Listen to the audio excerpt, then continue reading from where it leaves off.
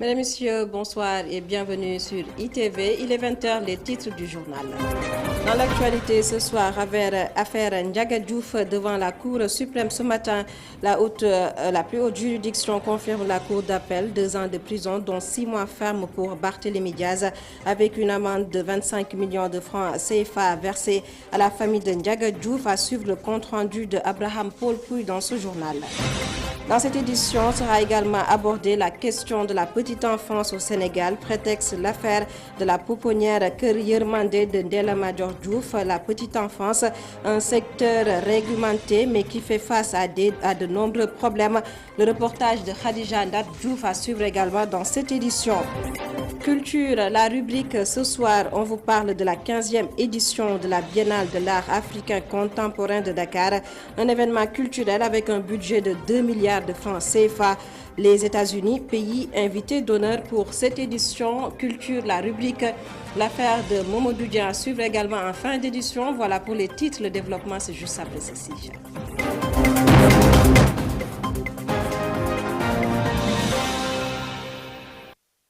Bonsoir à tous et bienvenue. Actualité judiciaire pour démarrer cette édition. Affaire Ndiaga Diouf, la Cour suprême a confirmé aujourd'hui la Cour d'appel. Cette dernière avait condamné Barthélémy Diaz à 2 ans de prison, dont 6 mois ferme pour coup mortel. Les conseils du maire de Dakar vont-ils interjeter appel? Les réactions des deux parties dans ce compte-rendu signé Abraham Paul Pouy. La Cour suprême confirme la décision de la Cour d'appel de Dakar. La Cour suprême rejette le pourvoi en cassation de Barthélémy Diaz dans l'affaire Ndiaga Diouf. Cette décision confirme le jugement rendu en première instance par le tribunal de Dakar. Lors des plaidoiries, les avocats de Barthélémy Diaz avaient demandé à la Cour de casser et d'annuler la décision de la Cour d'appel. Il est clair que lorsque un juge le dit, et en conclut en disant que cela ne milite pas à sa faveur et que par voie de conséquence il est coupable, nous avons vu que dans le même raisonnement, le juge a dit une chose et a tiré des conclusions en fait incompatibles.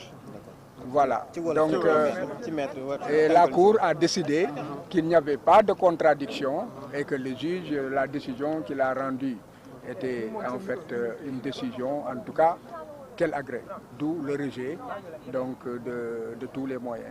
De son côté, l'avocat de la famille avait demandé le rejet du pourvoi. Il avait évoqué les indices, surtout les aveux de Barthélémy Diaz, diffusés à la télé juste après les événements. Déclaré et soutenu que les faits pour lesquels M. Barthélémy Diaz a été appelé devant la justice, c'est des faits qui sont avérés. Et la confirmation vient de tomber aujourd'hui. Donc on a vraiment un sentiment de satisfaction. Elle a été condamnée à des dommages et intérêts. Et comme en fait, l'arrêt a été confirmé en quelque sorte, donc effectivement, il doit payer des dommages et intérêts à la famille de Ndiaga Diouf sur les intérêts civils. Mais bien sûr, mais exécuter une décision de justice qui a été rendue, c'est tout simplement ce qui reste.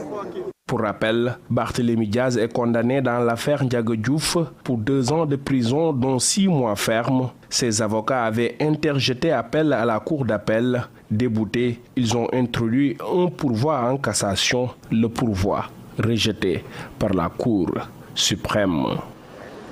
Pour Abraham Paul Pouy, avec une amende de 25 millions de francs à CFA à verser à la famille de Ndiaga Diouf. L'on s'intéresse à présent à la petite enfance, prétexte l'affaire de la pouponnière Keur Yermandé de Ndella Madior Diouf. La petite enfance, un secteur pourtant réglementé, mais qui fait face à de nombreux problèmes. Beaucoup en font un business, selon des formatrices à l'Institut académique des bébés. Le sujet signé Khadija Ndat Diouf. Institut académique des bébés. Ici, on forme les apprenants à bien s'occuper des bébés. Ces apprenants sont en cours de mise en situation sur le développement psychomoteur, un module qui leur permet d'étudier les bébés dans différents cas de figure. Mon seul regret, c'est de n'avoir pas pu faire la formation avant d'avoir des enfants. Ça, c'est mon seul regret. C'est ce que je regrette en ce moment. Là, pour mieux aider, en primordial, aider nos enfants, nos propres enfants, et l'entourage aussi, et les voisins, tout cela. Aussi, même si ce n'est pas au-delà aussi, aider d'autres. Parce que vu que l'éducation des enfants, ça a commencé par mes propres enfants. Une chose essentielle, mais malheureusement le Sénégalais n'a souvent pas la culture d'être formé en gestion de la petite enfance, ce qui est souvent à l'origine de nombreux dégâts selon Loli Faye, formatrice à l'IAB. Les risques sont multiples. D'une part, on peut même perdre l'enfant. Parce que des fois, la personne à qui vous confiez l'enfant, elle ignore. Elle ignore donc tout ce qui a trait à la bonne prise en charge de la petite enfance. Elle ignore tout ça. Donc elle n'a pas fait la psychologie, elle ne sait pas comment accompagner, elle ne sait pas comment éduquer, c'est-à-dire accompagner un enfant. D'accord? Et là aussi, il faut savoir aussi que l'éducation d'un enfant dépend de son environnement. Dans un secteur pas réglementé, les défis restent réels. Ce métier sombre selon cette formatrice, car cette passion, qui devrait être le soubassement, se transforme en business pour beaucoup. Et c'est là où se situe le problème maintenant. Parce que ça pose le problème de la réglementation des crèches. Donc cela fait des années et des années qu'on attend la réglementation des crèches. Parce que là aussi, le secteur n'est pas réglementé, ne pas s'y lancer. Parce que aussi, il faut d'abord avoir la passion de la petite enfance afin de pouvoir le faire. Parce que la petite enfance, c'est un métier qui n'est pas de tout repos. Et quand on n'a pas cette patience-là, dans l'exercice de fonction, ils sauront qu'ils vont vite jeter l'éponge. Et ils ne vont plus maintenant avoir l'objectif qui est un bon accompagnement. Mais ils vont se focaliser sur le business, sur l'argent. Alors que c'est pas ça normalement l'objectif. À qui doit-on confier son enfant? L'Institut académique des bébés apporte des réponses. De nos jours, donc, il faut vraiment confier nos enfants à un personnel qualifié. Donc, quand on dit personnel qualifié, c'est une personne qui a déjà fait la formation. Et comme nous le savons, la formation, quand vous allez dans certaines structures d'accueil, la plupart les accompagnants ne sont pas formés. Ils sont formés sur le tas comme ça. Et la plupart, il faut un curriculum pour ça.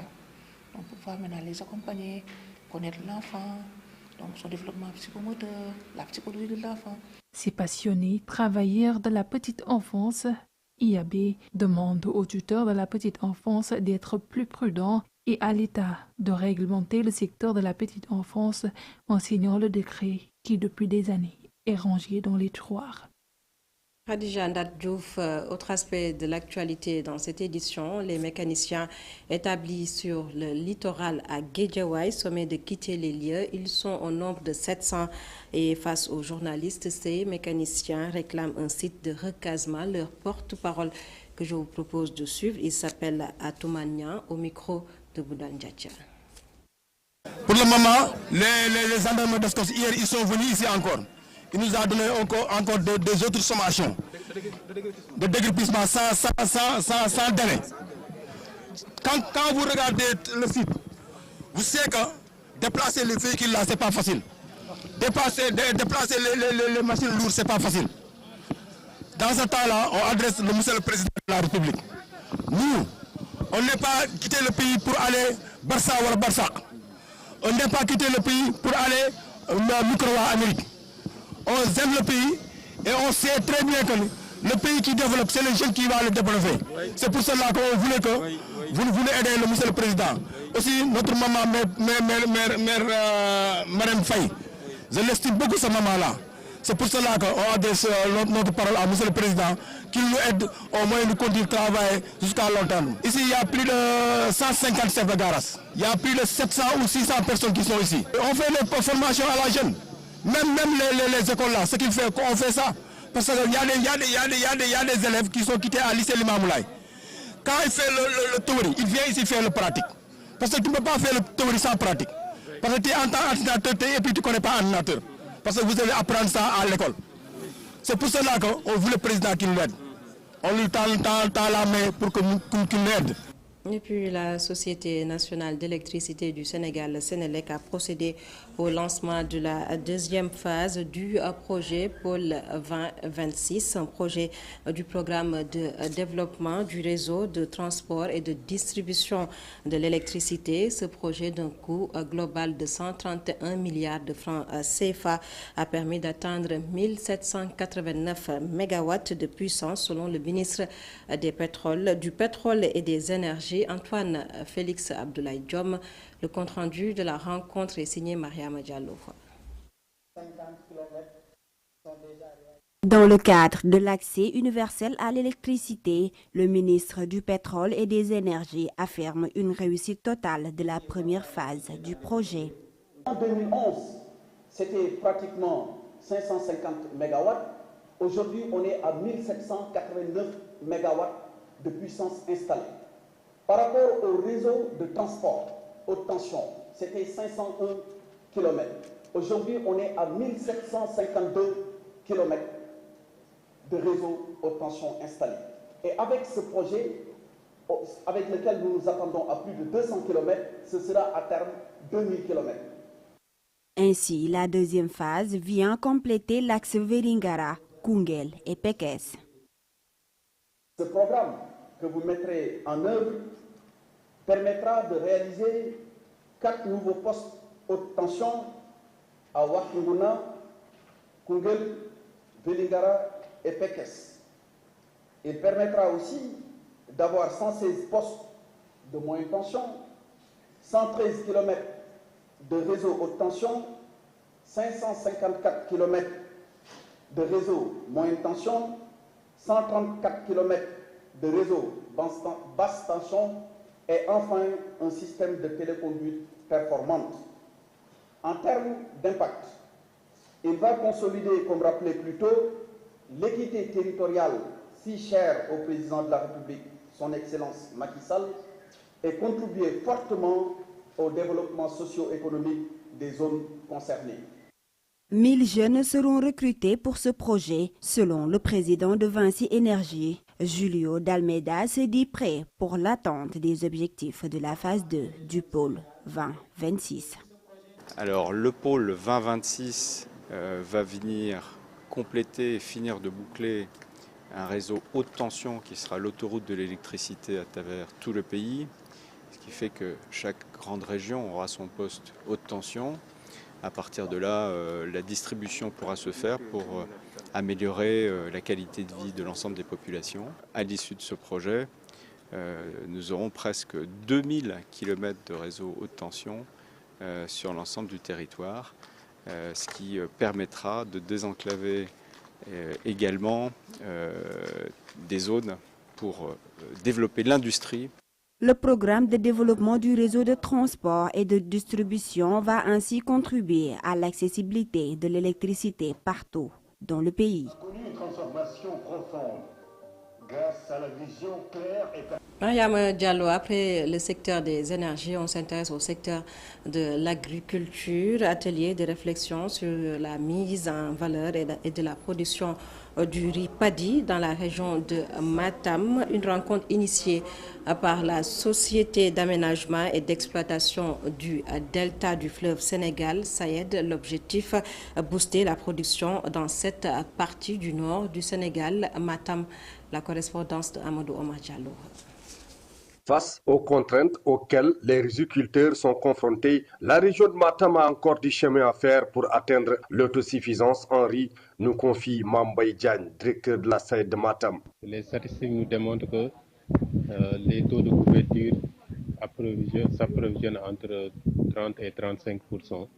Donc, ce qui veut dire qu'il reste encore du chemin à parcourir pour arriver à l'autosuffisance au niveau de la région de Matam. Raison pour laquelle, pour un peu voir en profondeur quelles étaient peut-être les contraintes auxquelles les riziculteurs étaient confrontés pour un peu atteindre l'autosuffisance, on avait jugé nécessaire de se réunir ici pour discuter durant ces 2 jours à travers des groupes thématiques. Pour lutter contre ces contraintes, Africa Rise, un des partenaires de la SAED, a proposé des solutions de sortie de crise afin que les riziculteurs aient une bonne récolte. Donc il y a ce qu'on appelle maintenant des binômes de variétés. Donc pour quelqu'un qui doit faire, qui souhaite faire la double culture, il y a un certain nombre de variétés qui sont adaptées en contre-saison et un certain nombre de variétés qui sont adaptées en hivernage. Maintenant, le plus important, surtout pour la contre-saison, la forte recommandation, c'est qu'il faut que les gens, au lieu d'attendre jusqu'au mois de mars pour semer, il faut qu'ils sèment de façon beaucoup plus précoce. À partir du 15 janvier, on doit commencer les semis de la contre-saison maintenant pour pouvoir récolter avant l'hivernage et préparer tranquillement la campagne hivernage pour permettre aux paysans de booster la production de riz. Cet atelier de réflexion sur la problématique de la mise en valeur et de la production de paddy dans la région de Matam est venu à son heure selon les acteurs de l'agriculture. Avec la baisse des récoltes qu'a enregistré la 11e région durant ces dernières années, la CED multiplie ses sorties pour trouver une solution durable à cette problématique.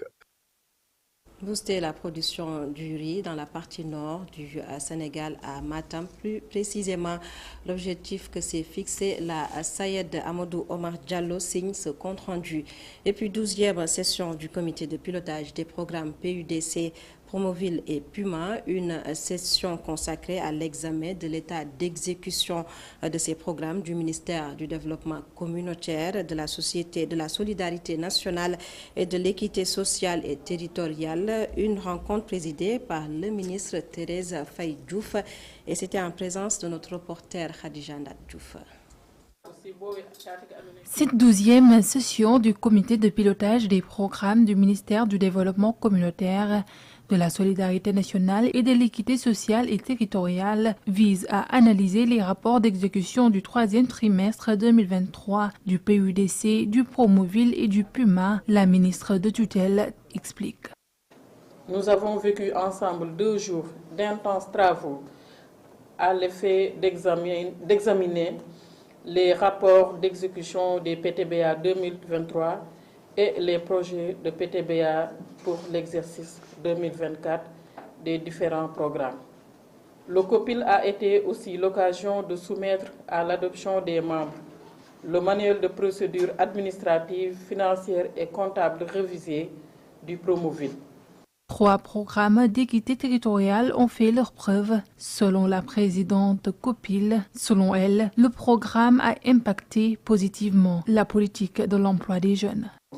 ci loolu ñetti programme yi boo ko boolee yépp mën naa wax ne que 90 776 emplois la créé au 30 septembre 2023. PUDC a réalisé 827 km de pistes de désenclavement, 328 systèmes d'alimentation en eau potable et 857 villages.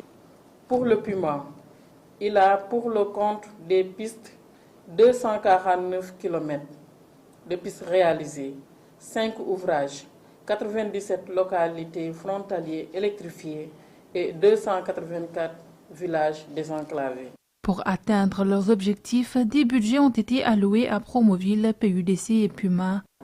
Les différents programmes ou projets de PTBA des programmes ont été approuvés à l'unanimité par les membres du comité de pilotage.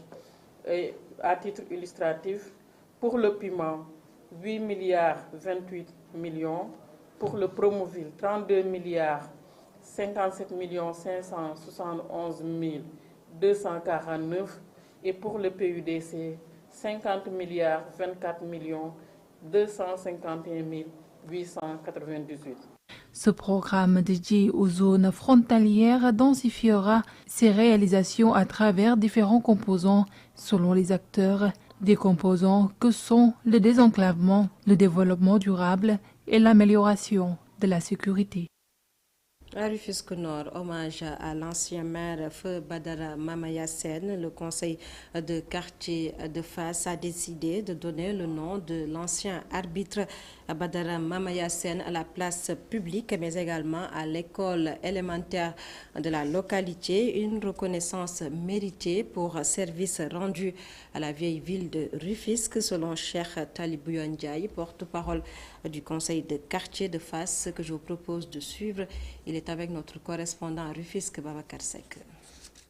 Le conseil de quartier de Fass a exprimé une demande consistant donc à dénommer l'école et la place publique à son nom. Proposition qui a été non seulement acceptée, mais soutenue par les autorités locales et ensuite par la plus haute institution de ce pays. C'est ainsi que le conseil municipal de la commune de Rufisque Nord s'est réuni le 26 mai 2021 et a délibéré. Après cette délibération-là, officiellement, la place publique porte le nom de Badara Mamaya Sène. La plus haute institution de ce pays, M. le Président de la République, a à son tour pris un décret datant du 1er septembre 2022. Ce décret donne officiellement à l'école le nom de Badara Mamaya Sène. Et maintenant, cette école est devenue école publique élémentaire Badara Mamaya Sène. Donc c'est pour célébrer justement ces décisions-là que nous avons prévu le samedi 23 décembre d'organiser une cérémonie de baptême. À présent, le reportage de ce soir, un sujet qui s'intéresse au cousinage à plaisanterie, un des facteurs de cohésion sociale, une valeur qui tend à disparaître, un sujet réalisé par Ami Diouf. C'est un concept bien sénégalais, le cousinage à plaisanterie, un des soubassements de notre nation. Trouvé dans une boutique aux HLM, ce commerçant se désole de voir de moins en moins cette pratique qui cimente les relations entre ethnies.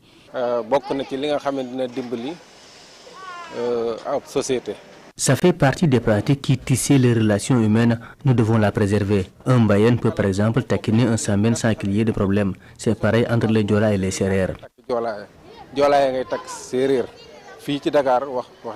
Seul le cousinage à plaisanterie permet aux gens de tenir un certain langage à autrui et sans conséquence. Mais aujourd'hui, regrette cette historienne, certains ne le prennent pas de bon œil. Ça date de longtemps, de nos ancêtres, nos grands-parents.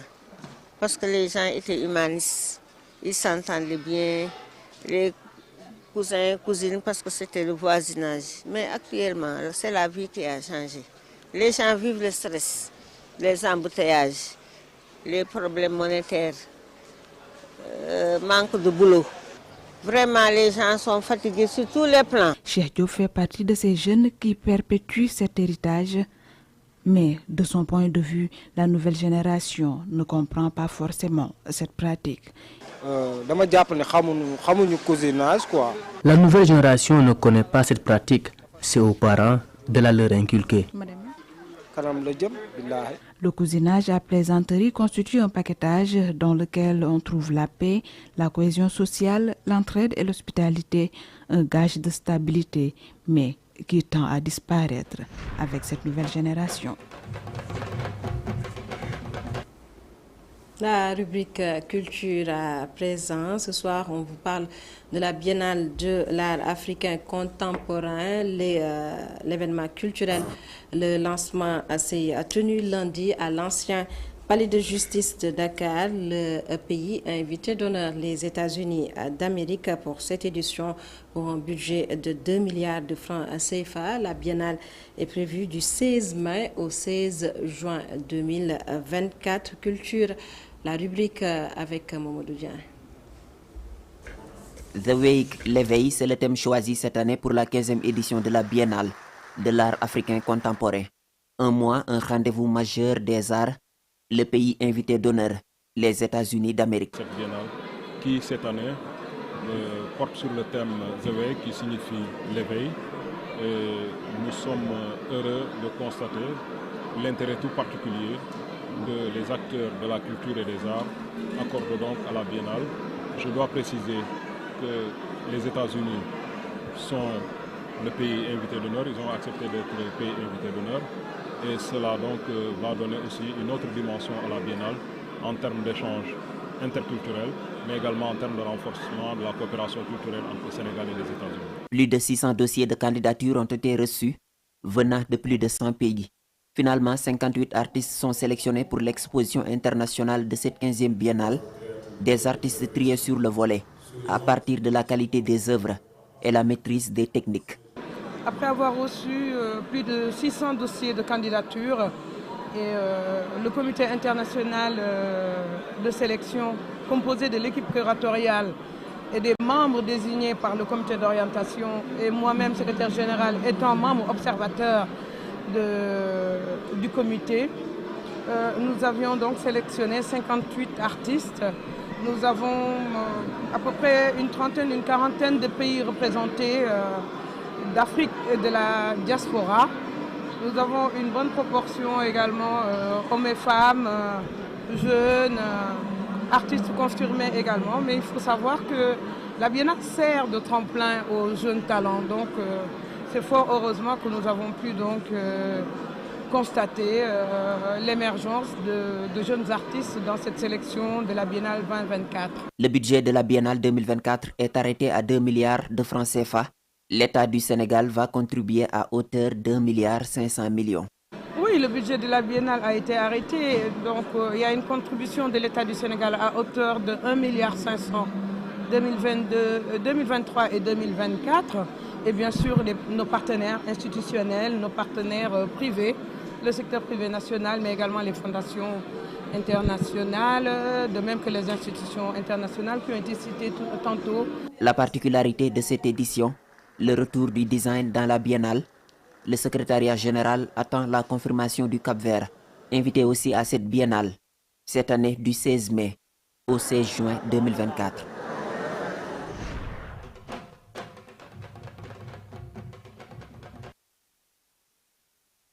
Qui a porté la signature de Mamadou Adjan. Et c'est la fin de cette édition. Tout de suite, la suite de votre magazine d'information RSA. Retour sur l'actualité avec Baba Ndiaye. Passez d'excellents moments en compagnie de nos programmes sur ITV.